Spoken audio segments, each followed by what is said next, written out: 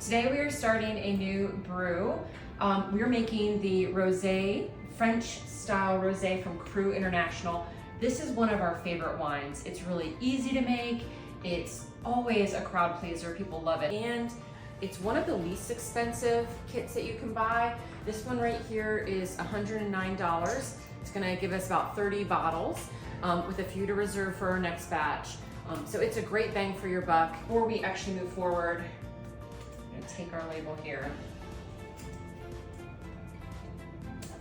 put it on our tag, so as we're making the wine and we make notes, it stays with the wine, stays with the carboy, and keeps us on track.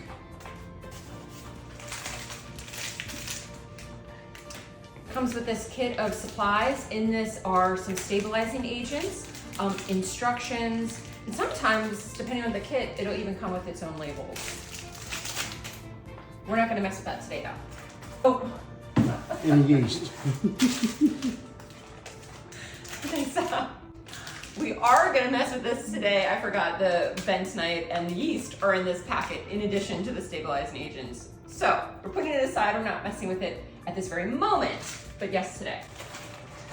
That's a tough one, let me help you.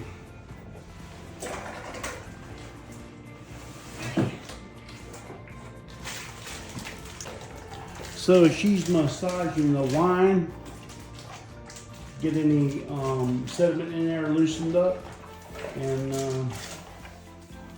just check it out too, make sure check it out.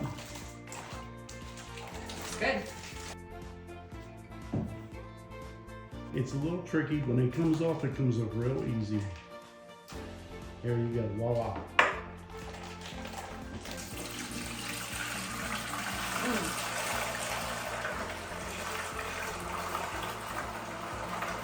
How's it smell?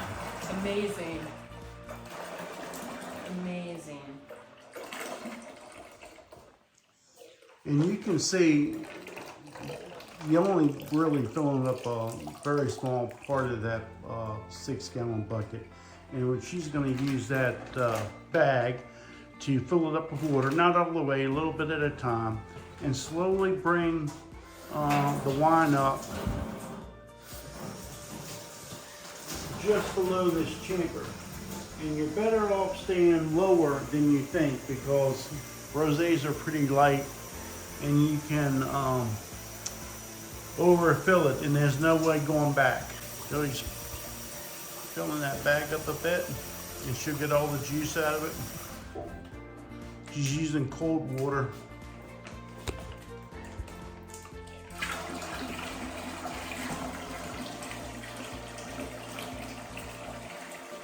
It'll take 3 or 4 times. So this is the last little bit she's going to put in there until we take a hydrometer reading.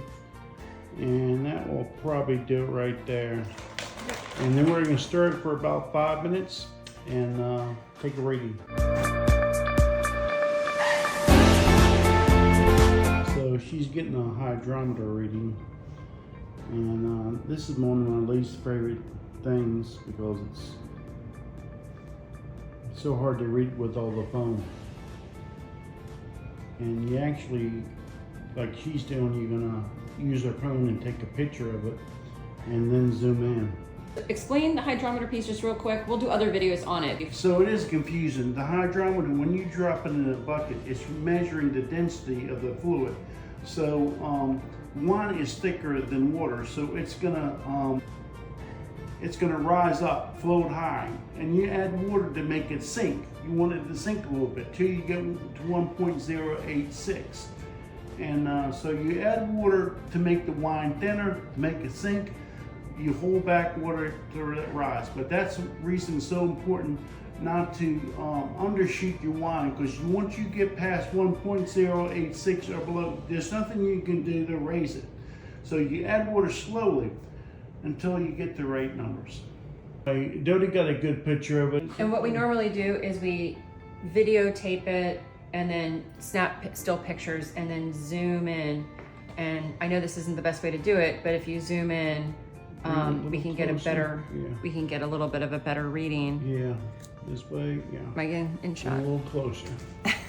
Yeah, you can see the numbers now. Yeah. So there's a little foam on the 1.8, because that That's about 1.84 or 85, and that's really close. So, And this took us probably like 5 tries Yeah. to get the reading right. And when we first did the reading, it came in a little high, so we had to add some water to it, as you saw. yeah. In the packet that comes with the kit, there is bentonite and yeast. And yes, I mistakenly said it until later, but on day 1, you're gonna be adding both of these packets, and it even says so on the package. The first one we're gonna add is bentonite. And this is a clarifying agent we actually add in day 1. And when you put this in, you're gonna stir it for about 5 minutes or so to make sure it's well blended. And then after that, after it settles, we'll add some yeast before we close it up, and we don't stir the yeast. We only stir the bentonite.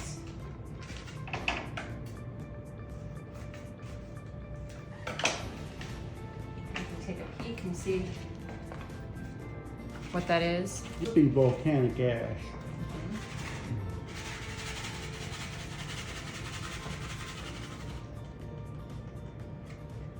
And she's gonna stir that for about 5 minutes. Now we add the yeast. That's the EC 118. Sprinkle it on top, no stirring. She'll start to smell it in a second. I think that it smells good.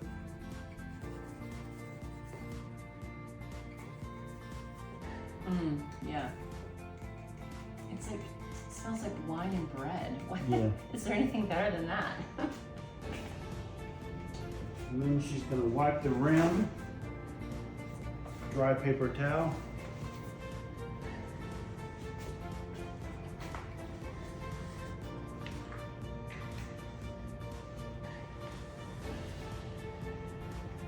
We've washed and sanitized the lid as well, and paying extra attention to the inner ring right here where you can see the seal. And we even remove this little gasket right here to make sure and sanitize it.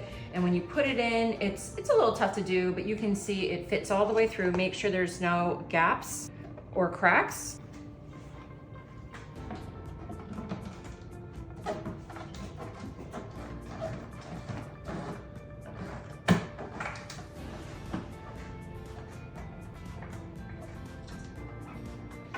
Just look at here. Oh, maybe you got it. Stevie It's a doesn't little- trust me, but yeah. I got it. It's a little hard when it's on a rubber mat because it wants to give a little bit. And then we're going to seal this off with this right here. This is the airlock, and more or less, it's filled with water. As the juice begins to turn to wine because of the yeast, it will put a positive pressure on it. So the bubbles will pass through, and that'll be about 24 hours. It will start bubbling, and that will be for about, I don't know, 10 or 12 days. Mm-hmm. But what's also nice is that it seals it so nothing can get in. Yeah, nothing can get in, Nothing get and in. only get out. And they're nice and snug. And then the last thing you want to do is make sure you hold on to your note card. We're going to write our BSG, our gravity levels, and the date. And this is where we can keep track of all the fun activities that happen with your wine. And also make sure you pair it with the remainder of your kit so you don't lose track. And then we're done for the day. It's like, it smells like wine and bread. Yeah. Is there anything better than that?